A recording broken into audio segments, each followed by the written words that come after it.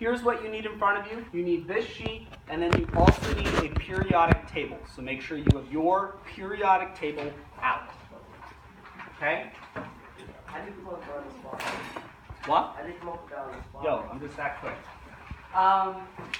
So, when we are drawing Bohr models, what we need to first figure out is the number of protons, neutrons, and electrons in each element. Okay? So we start by figuring out our element.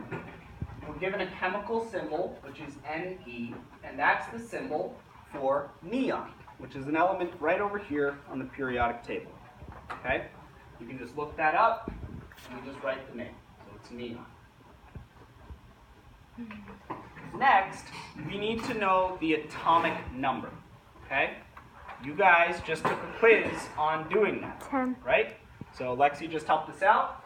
If you find neon, its atomic number is 10. So you can just write 10. Next, 20.17. we need the mass number, which is just the other number in the periodic table. So it's 20.1. 1, and then what's the other? 179. All right. This is like the easiest part. The number of protons is the same as the atomic number. Yo, for real. 10. That's it. That was easy. The number of electrons is also the same as the atomic number.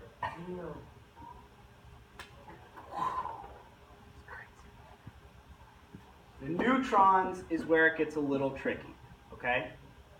To find the number of neutrons, you have to do mass number minus number of protons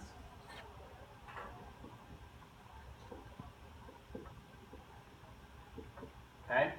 So number of neutrons is mass number minus number of protons, and then you have to round your answer, okay? So let's do that real quick. We'll plug in our numbers.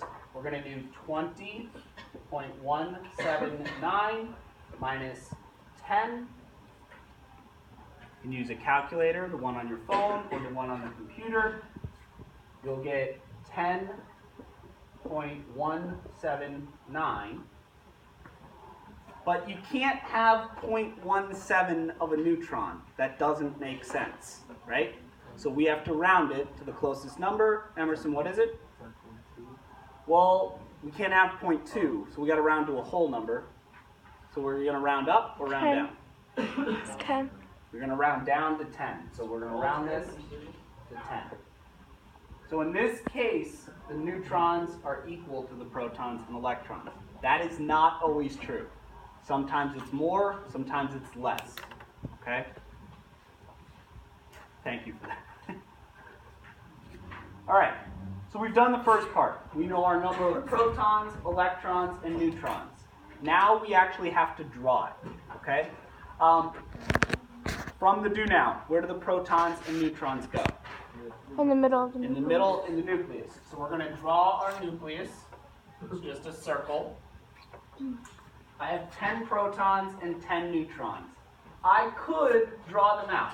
I could make little circles and draw them and then put a plus, and the plus is protons, and then an equal sign is neutrons. But that's a lot of drawing, right? And it's actually less useful than if we just do this. Circle plus, that's my proton, equals 10. Circle N, that's my neutron, also equals 10.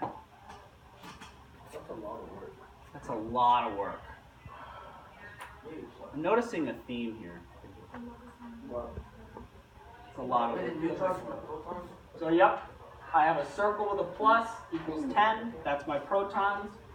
Circle with an N equals 10, that's my neutrons. Now I need to draw my electrons. Circle with a plus, because protons are Oh, we're positive. supposed to be doing this? Yeah, I would. So it's not going to be negative? No, because neutrons are neutral. Yep. The electrons are negative, so they'll be the negative. Okay? All right, now we'll draw our energy levels. This is where the electrons go.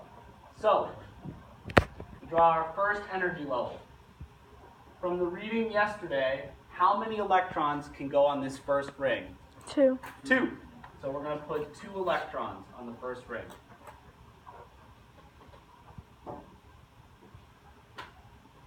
Okay? You always start with the inner ring and then build out. Okay? So now we'll draw the next ring. How many electrons can go on the second ring? 8. Up to 8. Yeah. So we can start adding our electrons. We need to draw 10 total. We already have 2. So we have 1, 2, 3, 4, 5, 6, 7, 8, 9, 10. And that's it. We just drew our Bohr model. Okay? Any questions? Mostly moose, but sometimes I like to just do a little spritz of hairspray. I knew you were going to ask, so I just figured I'd answer. All right. Thank you, Lexi, for videography.